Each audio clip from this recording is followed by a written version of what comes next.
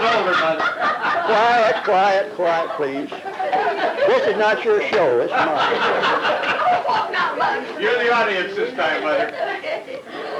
Well, remember the Cartnails that lived next door to us in Commerce, and how we beat the hell out of them with a mop and a broom. Those kids were mean, and they'd catch us coming home from school and jump on us. So we went home and crying and raising thunder, and my dad says, I'll fix that. So we have a water barrel that the waterman came every week and left us water to drink. And he said, you go out there and hide behind that water barrel. And Hazel, you take the mop handle, and Lil, you take the broom. And when those kids went by, we beat the hell out of them. We never had any more trouble with them. Now, at that time, you was probably, what, 9, 10? And I was a little bit younger. And anyhow, and then there's some Christmas morning. We always got up on Christmas morning, Hazel and I don't know if we slept together, but we must have. But now quiet, please. And anyhow, we'd get up on Christmas morning, and we didn't have any electricity or anything else. We didn't even have a living room set or a rug or nothing.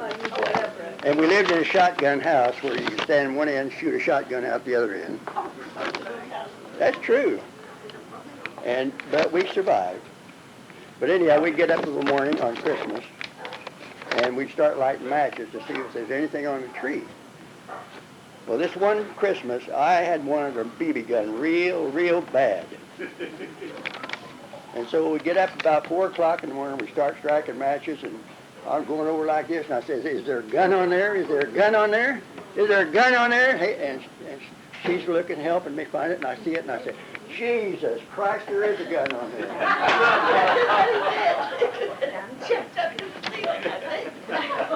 She helped me, but you go to the ceiling.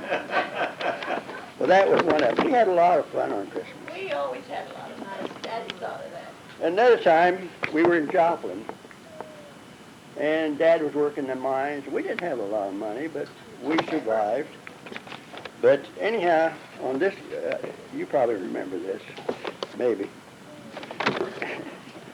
Anyhow, and come Christmas Eve, now, we were kids that had everything under the sun on Christmas. On Christmas and the 4th of July was my dad's day with his kids. And there was nobody could take his place, our place. And when we had Christmas, we'd sit down in the middle of the floor, and play games, and eat fruit and candy. And we had more than any kid in town, but we were poor. We were poorer than church mice. You spend all on holidays. I know how that goes. Anyhow, this one Christmas, we were in Joplin. And on Christmas Eve, we didn't have a tree. So Hazel started raising thunder. I want a tree. I want a Christmas tree, Daddy. Well, I don't know where I'm going to get you a Christmas tree. Well, Daddy, I've got to have a Christmas tree, and I want a Christmas tree. So he goes out and chops a limb off of the tree, brings it in, and we decorate that limb. And that was the greatest Christmas tree in the world, wasn't it? Christmas, I remember not having. Here's another one you might remember. Now, my dad was one of the greatest guys in the world, but he was the most stern All of person. you listen to this because remember, he started most of this. He was, my dad was a great guy, and there was nobody came before his wife and his kids.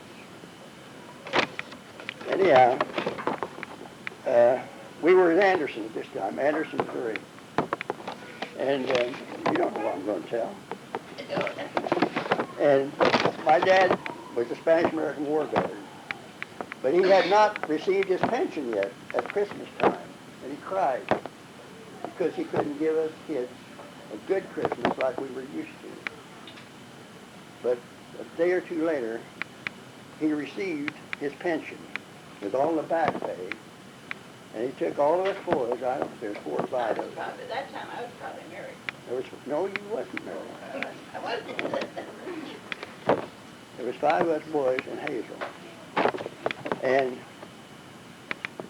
he took all those boys out, and he bought all the boys boots, boot socks, a leather helmet, and a leather jacket, and then he gave her equally as much for her. But he had cried because he couldn't give it. I thank you very much. You done, Uncle?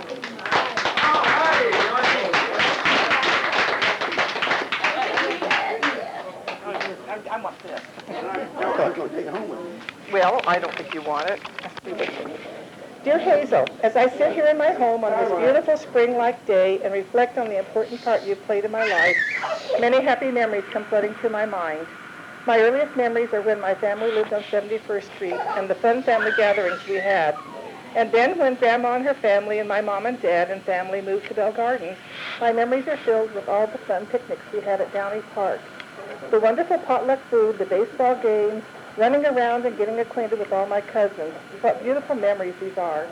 I know that you had a lot to do with organizing and making these events happen. And then there were the Halloween parties that you had at your house. I don't think anyone else has ever had such great parties as those were. Who tried? And then there were the memories of Hazel the woman. I thought you were the most beautiful woman there ever was.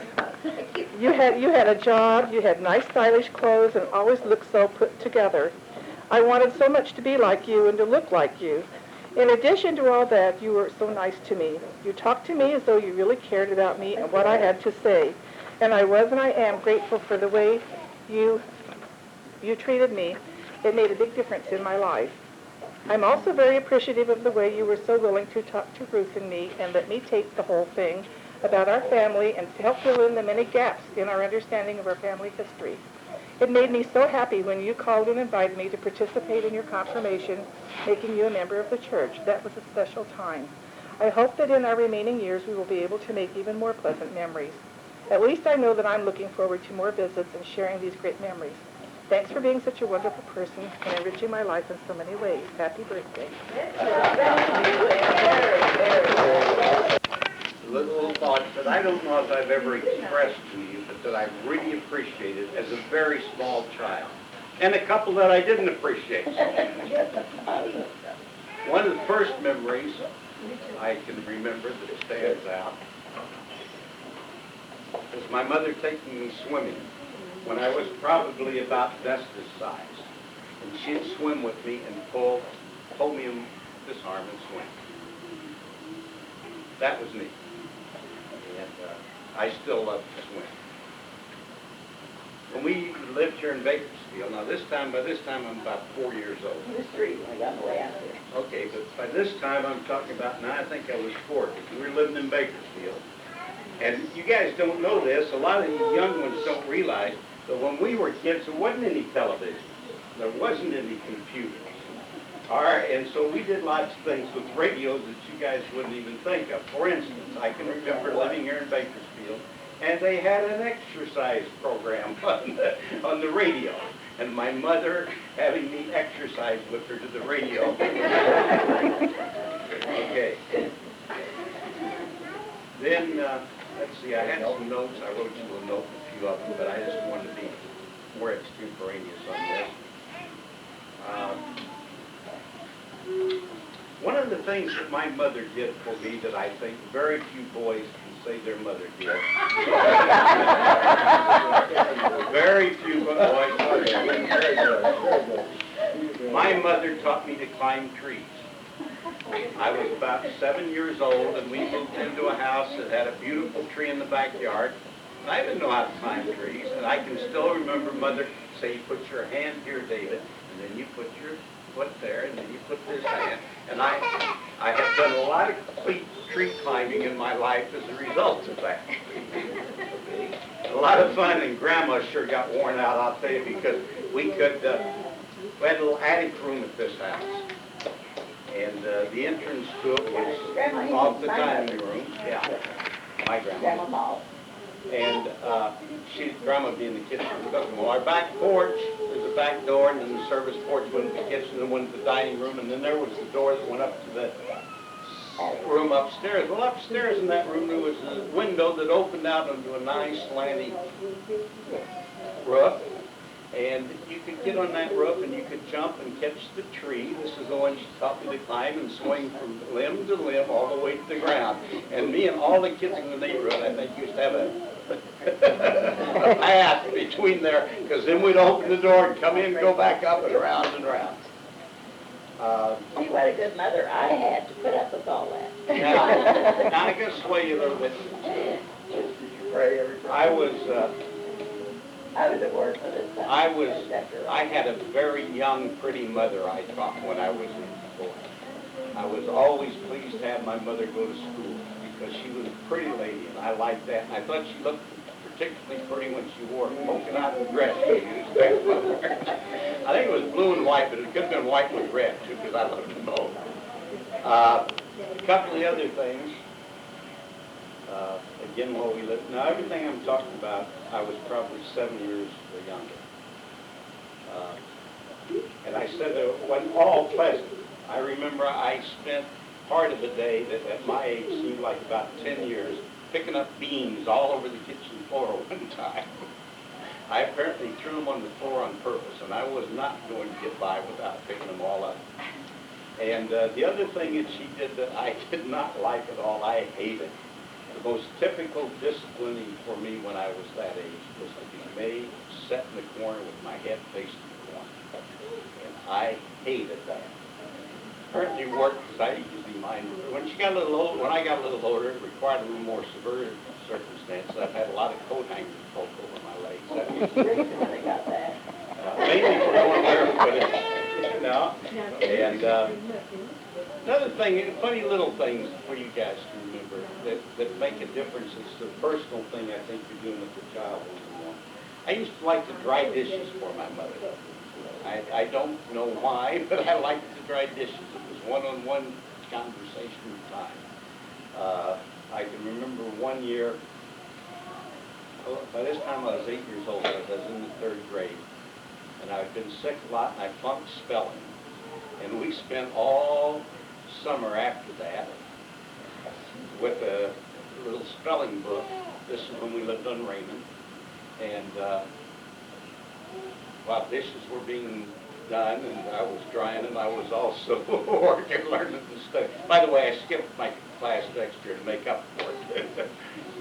And I've always was a good speller, not as good as my Uncle Willie, because he used to win contests all the time. I don't know much else I want to say to you, Mother. It's been a real pleasure for me, for the family, and to get. I did want to let you know that really Pearl was the one that started all this. This is my wife, even though she couldn't make it because of business.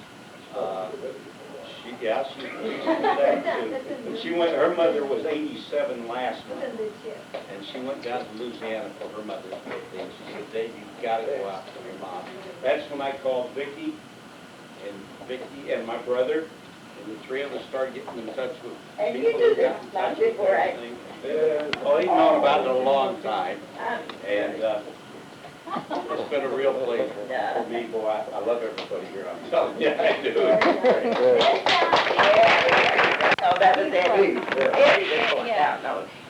She was born on 71st Street. Yeah, I remember that. I can even remember that. That was the night your dad tried to call me.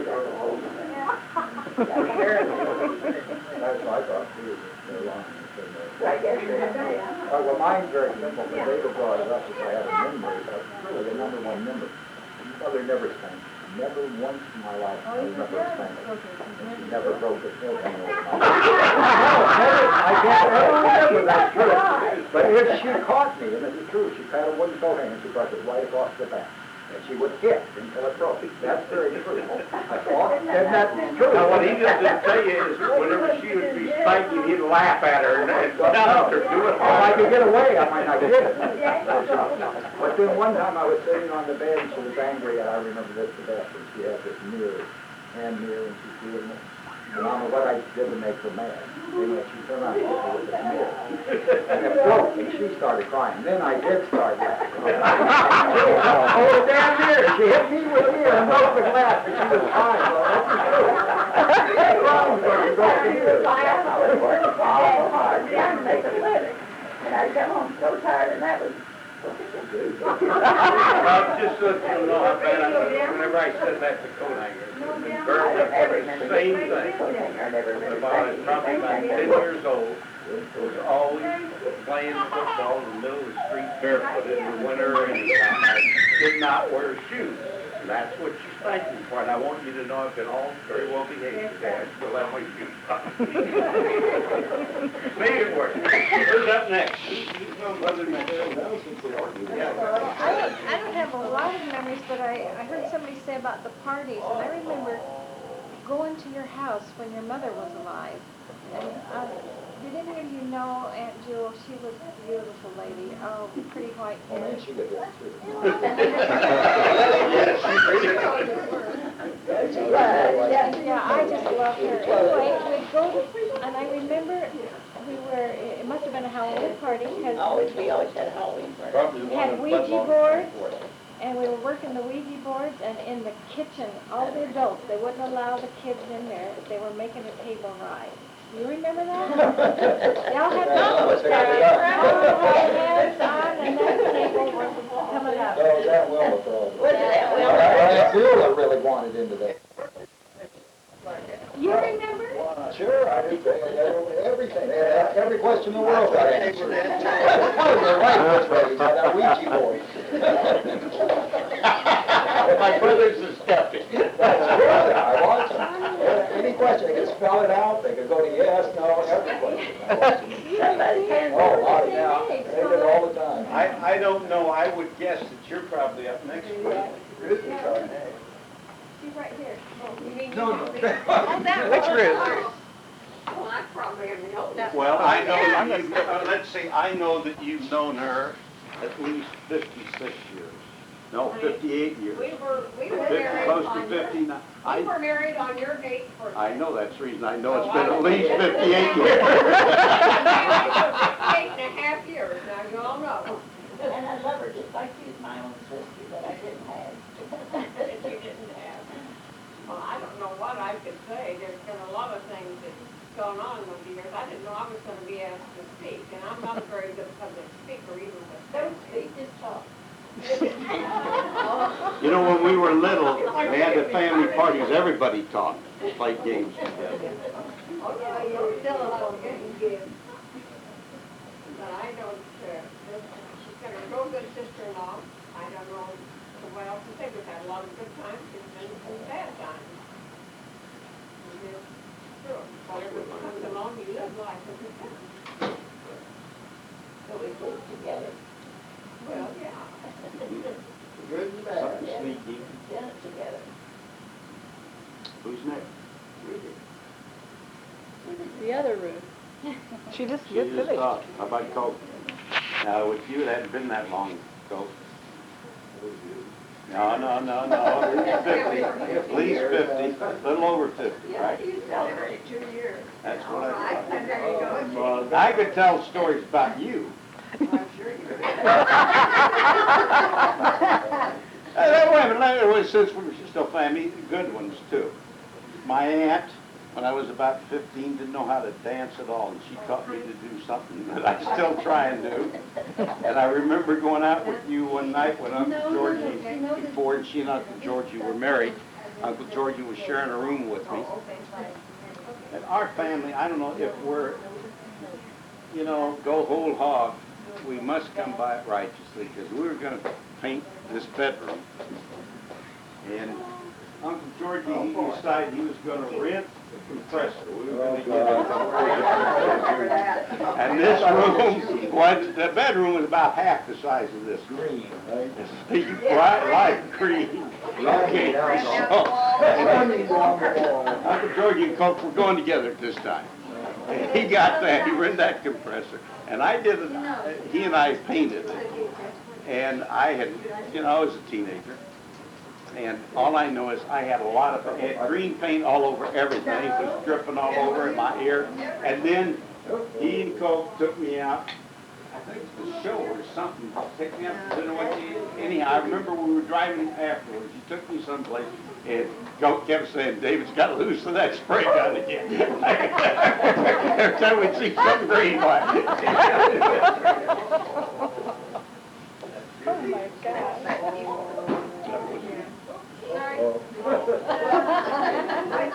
Want us to go home, Vicki? No.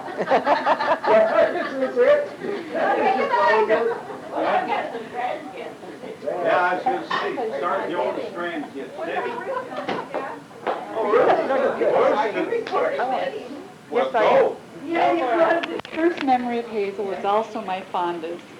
I was about 6 years old and living in Bell Gardens with my 5 older siblings. Dad had been in the hospital for months. Mom was there at the hospital most of the time, and Danny had been farmed out to someone. It was the end of a very hot summer day, and it was dark outside. All of us were filthy from playing with dirt clods. We liked to dig trenches on each side of the yard and hunker down and throw dirt clods at each other, kind of like a snowball fight, but a lot dirtier. Being the youngest, I'm sure I was the dirtiest and certainly the most pathetic looking. This was the night that Hazel and Jewel decided to visit. The house was a mess, the laundry undone, and everyone had to fend for themselves to eat, because Mom was at the hospital with Dad, which means I only ate what was left over by the others, or possibly didn't eat at all. This was not unusual. As a matter of fact, it was the norm at that time of my life.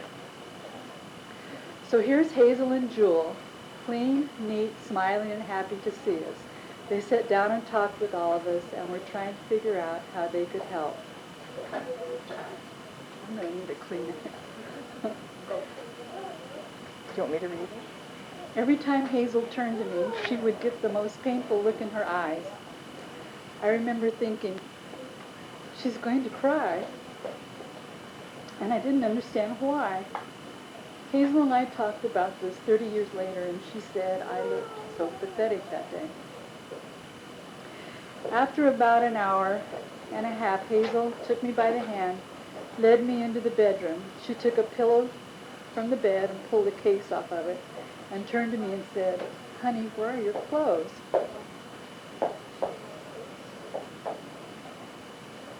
I showed her my drawer, but it was empty. She went to the laundry pile, and Hazel very patiently went through all those stinky clothes, asking me, "Is this yours? Is this one yours?" I had no idea what was in store for me, except that I probably was going to end up with at least clean clothes. Then she led me out to her car and put me in the back seat, saying, "You're going to stay with me for a few days." I almost got killed for that, I do. About what year was this? It was in 1950. When she led me out to her car and put me in the back seat, saying, "You're going to stay with me for a few days," I waved goodbye to my siblings and relished my good fortune for riding in a nice, clean car.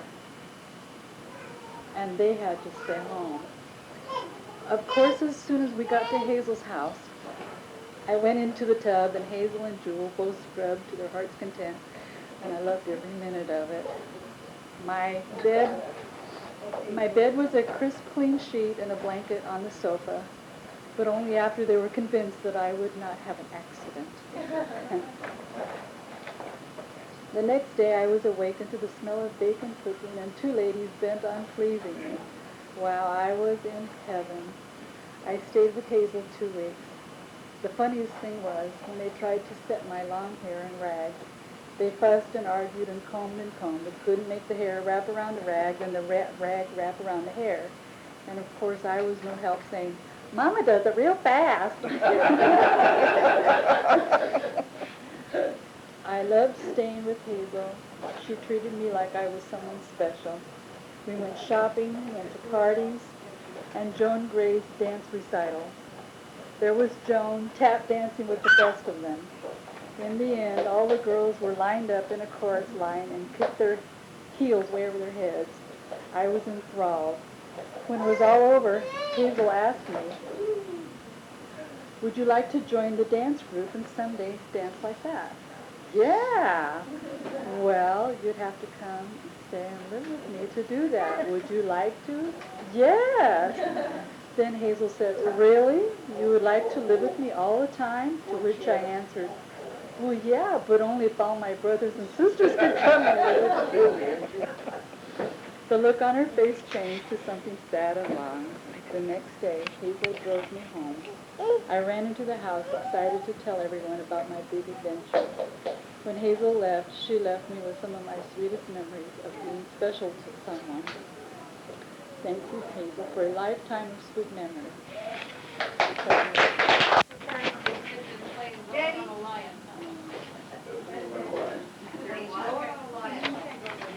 Oh. You all remember that? No, the Lord, we sat on the floor and played that game by my face. And I don't remember how it went, but I sure remember that this part, The last one thing I That's for a lion. that's a lion. I know I was Yes. a kid, but I still love it. No, no,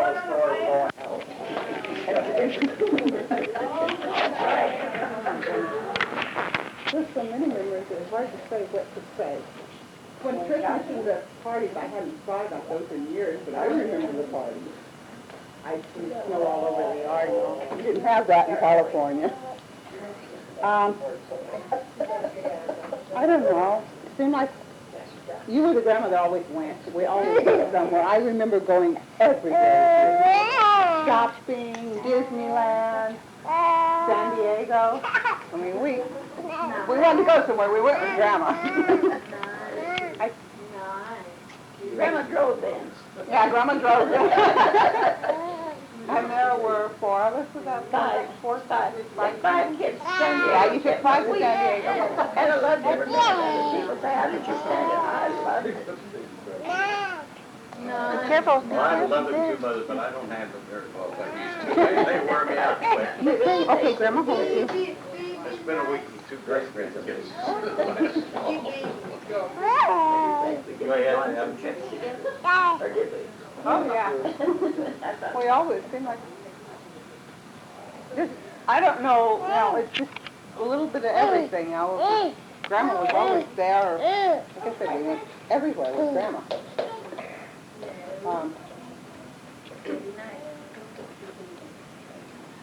We stayed the night, I mean, just... And I beat you. Oh, yeah.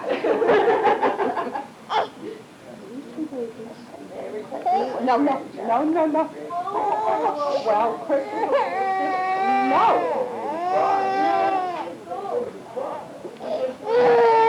The baby was naughty, not her. I don't think she was very naughty. She was trying to take the hat off. Debbie, when you decide you're done messing with your sister, Yeah, let my sister talk for a while. Come over here where she can get the mic.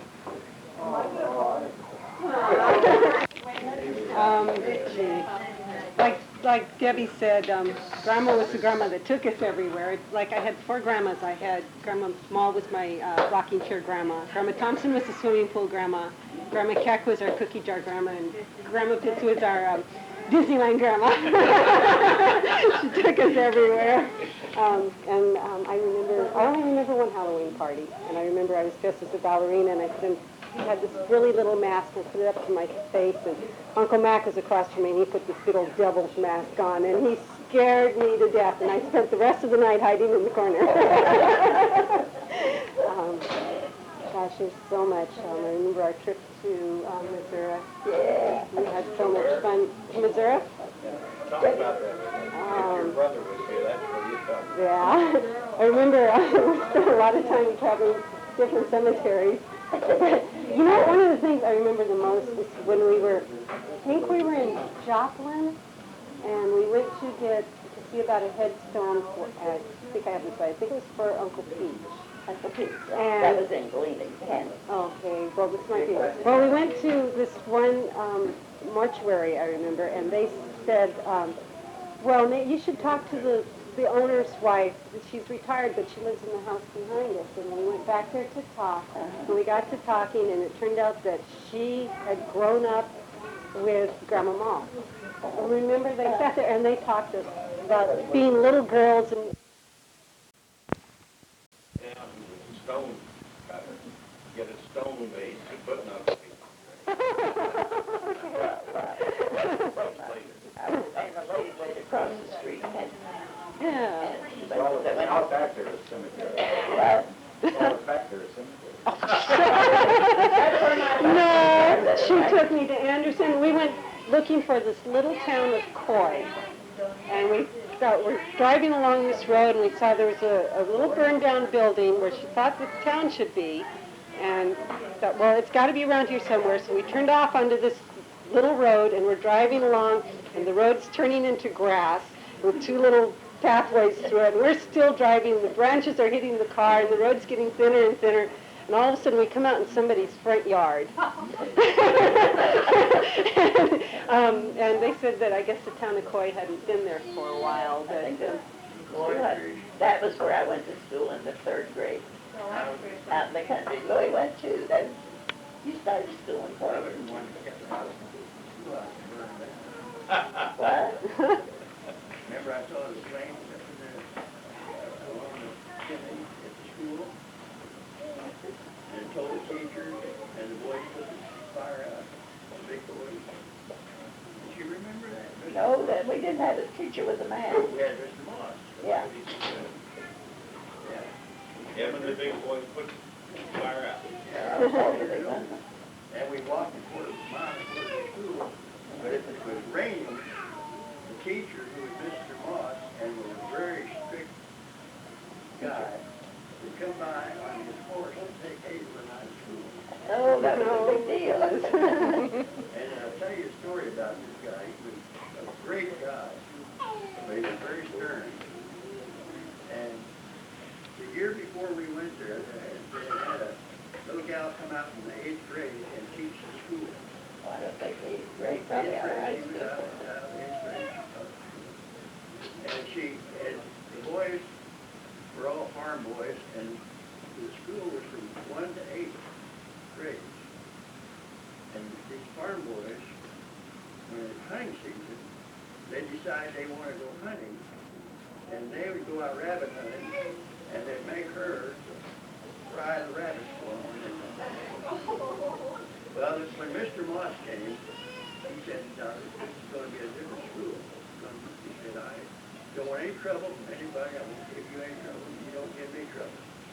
Well, there was a girl there that, I don't know how old she was. She was probably in the 4th or 5th grade. She still has a You have a good memory, Dave. Well, I told you I had a good memory. And there's, you know, I think that was her name. was the chairman of the school board. Her father. The school board probably was just one or two people. But anyhow, this gal was always causing trouble. And so he had a switch about like this. And he knew how to use it. And she was causing me trouble in class. He said, Lucille, come up here. What do you want? You can't do anything to me. My dad's trained as a school board. He said, oh, yeah? And he said, lean over. Man, He wore her out with that switch. I mean, he wore her out.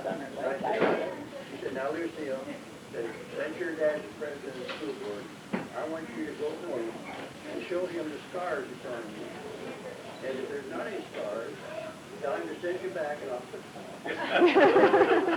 Today, you'd be put in jail. He was the best student after that you ever saw in your life. And the whole school. The boys didn't go rabbit hunting or anything else. He was a good teacher, though. When he promoted me, I only went 52 days to that school and moved to another town, Malvern. And he promoted me to 4th grade, so it was very hard. He shouldn't have done it because it was so hard that I had to study and got it so hard. But he really taught me that He taught us to be good. I have David, two I other think things. you're up. Wait a minute, I have two other things I want to mention real quick. One is stealing airplanes. Grandma knows all about that. Stealing airplanes? Stealing airplanes. Grandma and I would go out for an evening together, and we were just going to go out and steal airplanes. Just go out and do something crazy and have fun. And one time when we did that, we actually went into a Thrifties and we found a little plastic airplane. And we went through the aisle and I tucked that airplane right down in my arm. And she says, okay, you go through. And then after I went through, she says, she's got a plastic airplane I'm paying for. You got to steal it. Well, we really got to steal an airplane. We also went up and down the boulevard. Yeah, we Looked did. at the guys. Yeah, we And did. didn't have a date. We'd go up there. Debbie had a date. Pam would. So Grandma took her out, and we had fun. Yeah, we did have fun. And one other thing, you're not going to believe me, but I remember you singing to me. Oh, honey, I never could sing. I know, you always said, oh, I can't sing, but I loved it when you sang to me. When you What sang did I Bill. sing to you? Oh, one about the little shoes. Song about the little shoes. Yeah, and, gosh, a couple of them were actually Gummermall's songs. There was the Elevated Railway. Right on the elevated way, railway. Anybody know that old song? I do. And, oh, there was another one, I can't remember what it was right now, but... They were such. Oh, you liked Down in the Meadow. Yeah, that was it. Chasing the cat. That was my favorite, my very, very favorite. I've sung it to my kids, too. So you did. And I can't sing. When you're done, I think it's your cousin. Yes, that's why I drug him in here with me, so he'd be here. I got a million memories of her. Jesus. I just want to say, you know, 'cause she's not just been a grandma to me, she's been a mom to me. Talk so I can hear you. She's been a mom to me, and, you know, we've been through everything. She's always been there for me, and still is. Still is. I mean, all through this time, we have millions of memories. Let's go through some real quick. I remember always wanting to go to Grandma, always wanting to be with Grandma. I remember Grandma singing to me. I remember the snow in the front yard. I remember being in cemeteries and being locked in the cemetery with her. And we could, Forest Lawn Cemetery, we were locked in Forest Lawn Cemetery, and Well, you could have, at least you were at a high-class cemetery. that's right. That's right. Tell us how we have to do it. How did we happen to do it? Why don't you tell The next day was Memorial Day, and we had to go out. We had a lot of graves. We have a lot more out there now. But we wanted to decorate the graves, and I had to work the next morning, so we went out and we decorated and got darker and darker. I never even noticed. And pretty soon we looked up and my gosh, it was just dark. And we went to the gate, that big gate, if any of us are familiar with it. It was closed. We get out. And, We ran around there scared for a while, and we finally found somebody to let us out. No, we went to the back of the floor shop. Remember, there was someone in the floor shop working. They said, well, they'll be back at 10 o'clock, so we waited till 10 o'clock. It was that long, huh? We watched the swans swim. I remember her taking us kids, me and Debbie and Pam and Ricky, Kathy. That was it, right? That was San Diego. San Diego, yeah.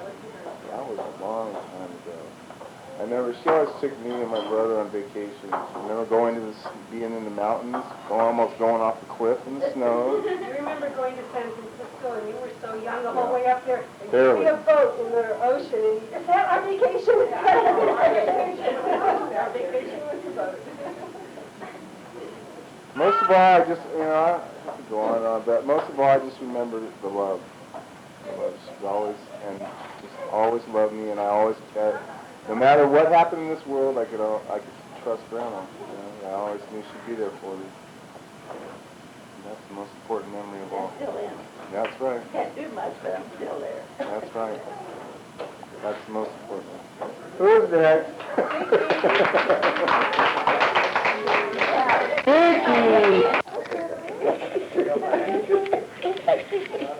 Okay, some memories. I remember every time Grandma came to visit in the home, she always had something in her purse for Doug and I, whether it was gum. They were the younger ones. Yes, or peanuts, or chocolate, Easter egg, something. Your purse was very special, and we were not allowed to get into it, but you always magic taking something out of there for us. I got it. You got it? But you probably didn't take candy out of it. You probably took money out of it. I remember when the summer I was 13 that I came and spent a few days with Grandma, and she took me on my first bus trip, the city bus, and we went to, I think it was the Glendale Galleria.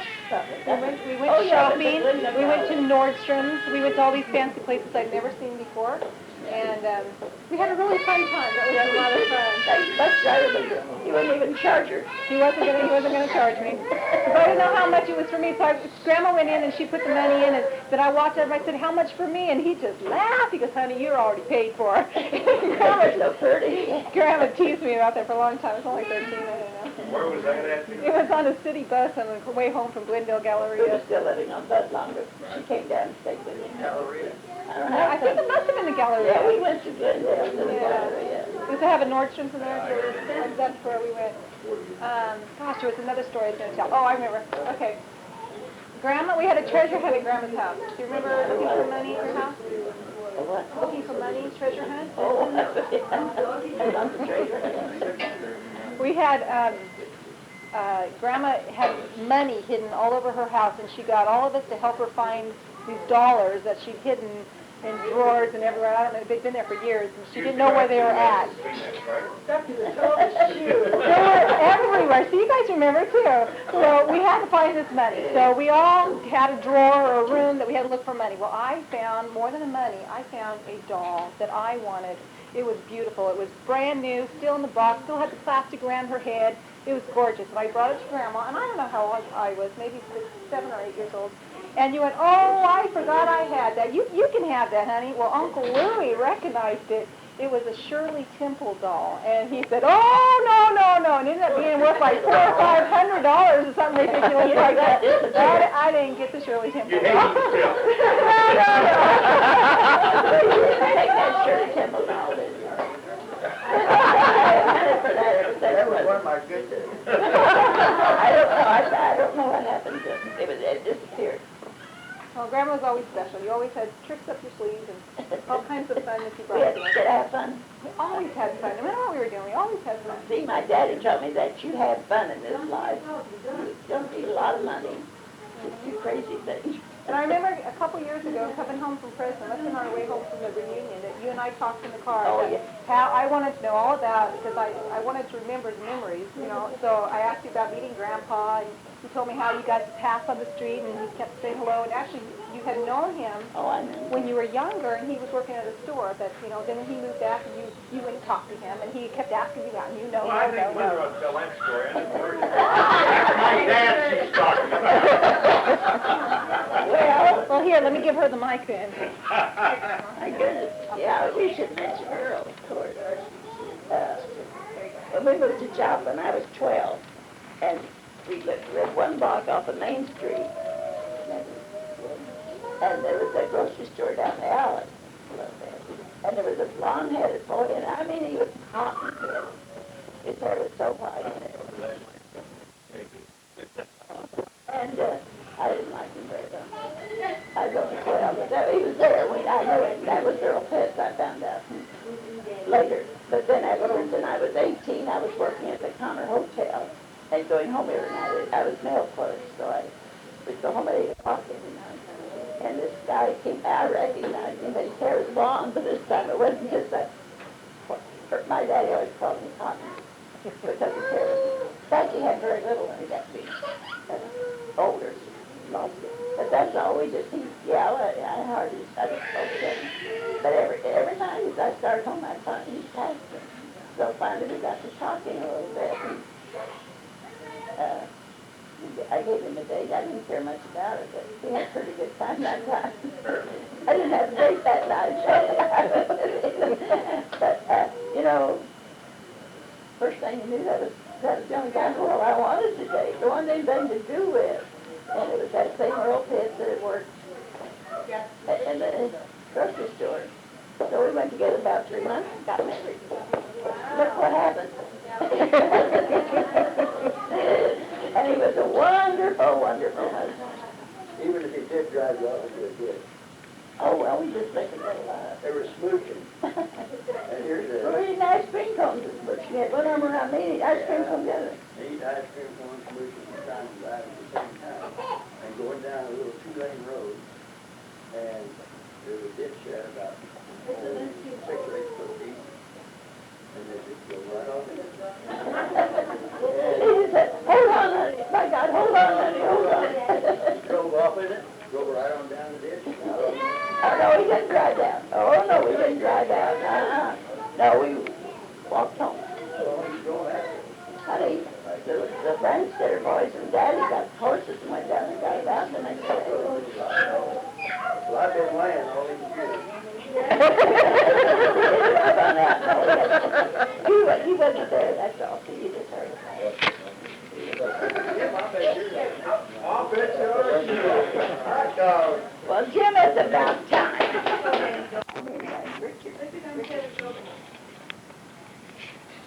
Well, about all I can say is any woman that raised a man like Dave is a great woman. He took me in when I needed him.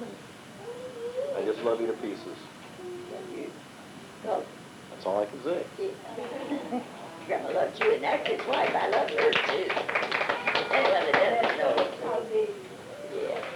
Yeah, you're my boy. Gary. I remember. I was getting pretty old. My earliest memories are Christmases and the holidays at Grandma's house. I can remember a few times my mom started to get cross with me and correct me on something. And my Aunt Hazel was in her seat. Really? And she said, he's just in time. Yeah, that's my earliest memory, my aunt.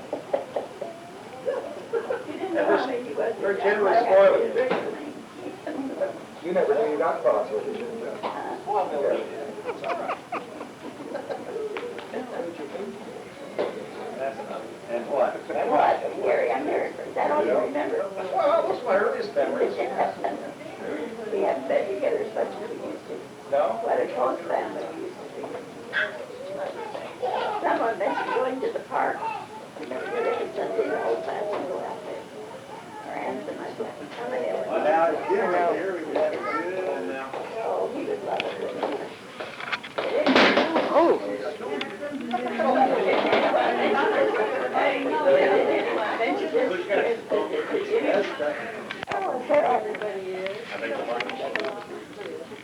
Oh, I got okay. home, baby, but That's my daughter-in-law. Okay.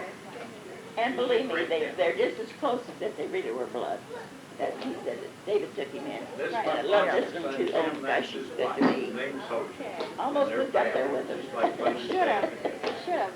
I was just reminded how we all get together and we have these wonderful times together. There was a time not too long ago, I'm not sure where we were or why we were there, but we happened to watch some old movies, some old family videos, some really old family videos. Do you know where we were, Rick?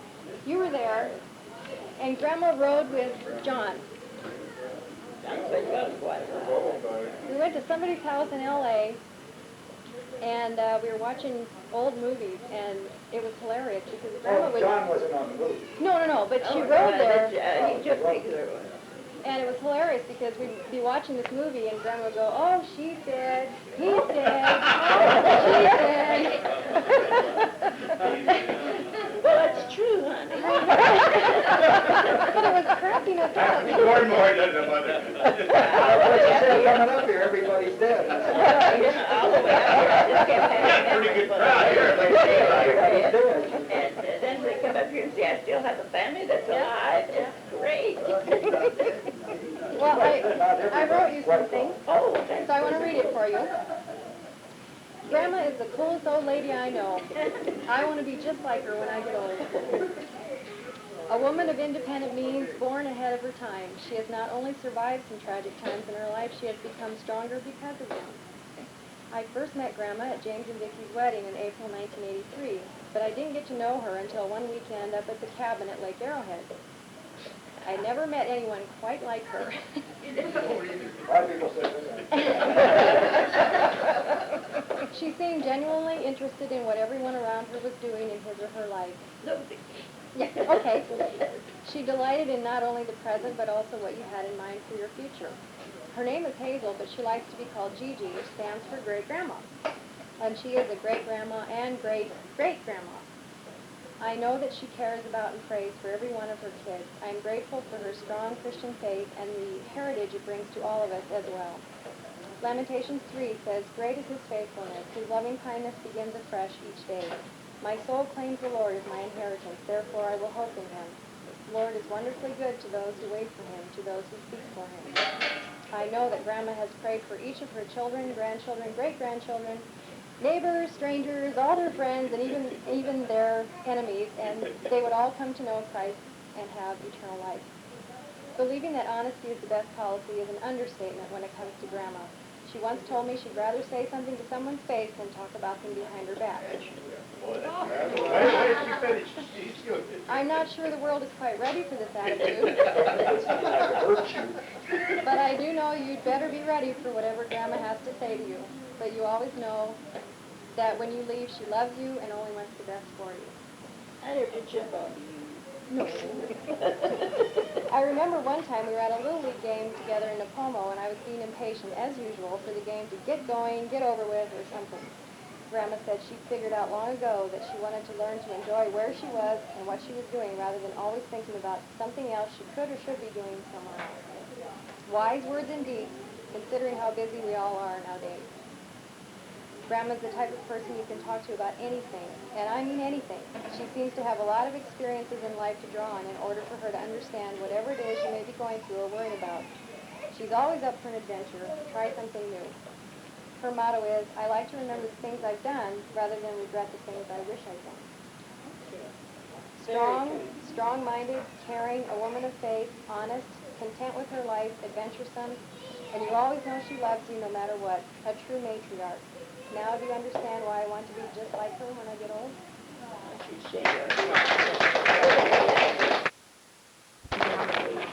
Well, I have two things that stand out in my mind whenever I think of when I was little with Grandma.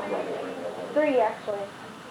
One was the story of that she would tell me when she first met me, and my mom was on the couch laying down, and I came and I told her that my mom's not sick, she's just lazy. I'll never forget that. Then, another thing was when we'd go up to Grandpa Rick's cabin up at Lake Arrowhead, and we'd go back. Grandma would always wake up in the morning, we'd be up, and we'd go put breadcrumbs on the porch for all the blue jays, the birds out there, and then they'd come. And then another thing is when we go every Christmas to Grandpa Rick's, and we'd go back to Grandma's house, and she's the one that showed us Chinese checkers. Me and Melissa and David would always play it. And then all of her stories, she always told us that that's when I'll always remember it for. I remember her being such a sweet little girl. The day to marry the girl, the baby not. Yeah, that was another thing she always told me. You still got her too, David. That's right. And that's it. Blessings she sent to Grandma too. You know what? And also while I'm over here, because you haven't met my son, I want to show Oh, you. you wait. Yeah. You won't need to get that close. I can speak very loud. Oh. One of the first times when I married Vicki, and we weren't married very long, and Grandma was moving out of her house down in L.A. And that's probably the first time that I really got to sit down. I mean, I'd met her at our wedding, and I'd heard all of the stories and all of the legends about her. Some of them, I should say. But that was probably the first time that I really got to spend time with Grandma's when we went down. And she took me on a tour of the house, and she was just kind of saying about each one of the bedrooms what, you know, it meant to her and the memories that she had. Bedrooms in that house. Yeah, there was a lot, and it was a beautiful house. And all I could remember was that how precious it was that we leave with memories of that, and how I thought that was really neat, that out of each room that she could walk into, that she could tell a story about that room, and about the people that had been through it. And I thought, now this gal is really neat. And probably, and I wrote this tonight, but it's one thing that I really do want to share, because it's not so much as a memory, but an example of what she is that I will always remember. But you know, we all know that she was sick just recently and had to go in for bypass surgery. And Vicki and I went down and we spent the day with her and at the hospital. And all I could think about was, this poor old woman that was lying in this bed and what she was facing. Because, to have, at such an advanced age, to have a heart bypass surgery was amazing in itself, because there's not very many doctors that would even do it. But because of her health and because of her attitude, the doctor said, well, we have no choice. And I knew right then that it wasn't because of her attitude, but it was because of her faith. And it was the example that she set in that operating room and before surgery, when she could be so calm and explain to the doctors that there was going to be no problems with it, that she was going to come out of this and she was going to live to tell about it. And I thought, what a testimony to faith, because exactly she had put herself in God's hands and knew that even if she passed away, that God was going to bless her. And God did bless her through the surgery, and she's sitting here with us tonight. And that's just one of the examples that I know that will give me a memory. That's right. That's my memory of Grandma.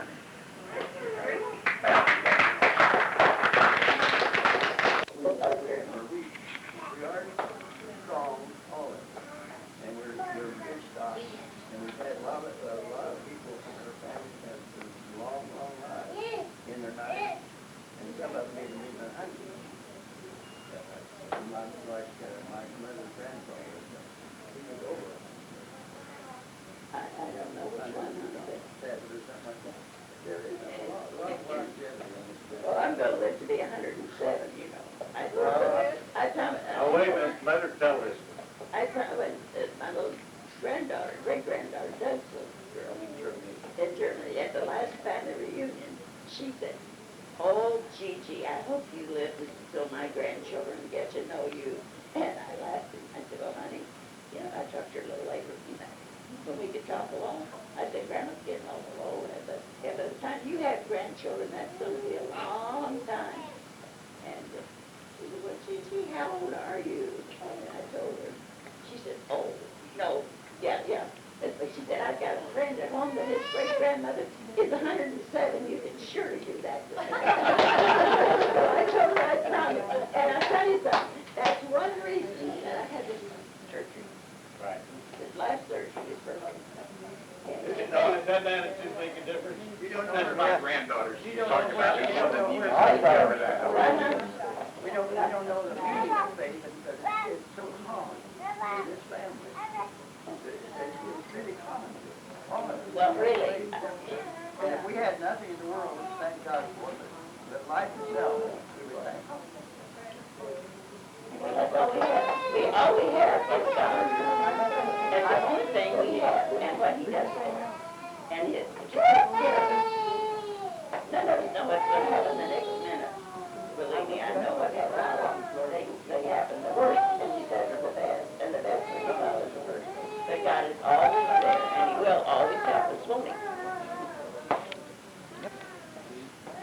But that came from my grandma, my great-grandma. Well, when you live to be 170, I'm going to be a long time before you get through. Yeah, you're doing that, right? You all know this is Jamie's house, right?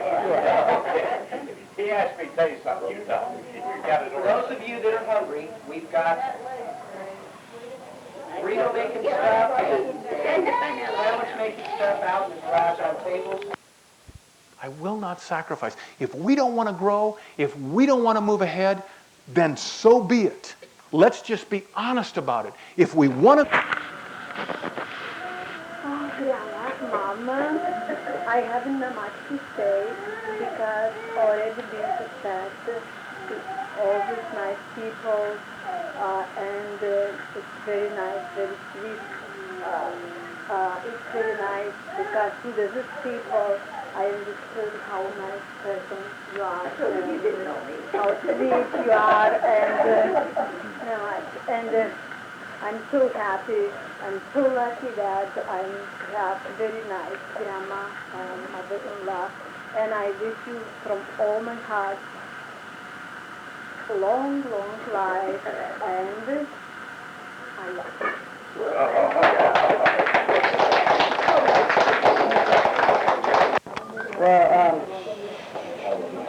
Well, like Grandma just said, we haven't really been able to spend a lot of time with each other. But I'd like to say that Grandma, from what I know, and from everything I know, she is one of the happiest people I've ever met. And from that means she's one of the nicest people. She's one of the best people I ever met. And I wrote this before, and I'm saying it here, and I'm sure you all agree, Grandma inspires a lot of hope and a lot of faith in every one of us. Our lady back in 1958 when I married Sharon down in Palm Springs, California. And she treated me just like I was a member of the family, just accepted me as is, without ever seeing me before. Here was a stranger from Canada marrying a young American girl and who was a sweetheart. But,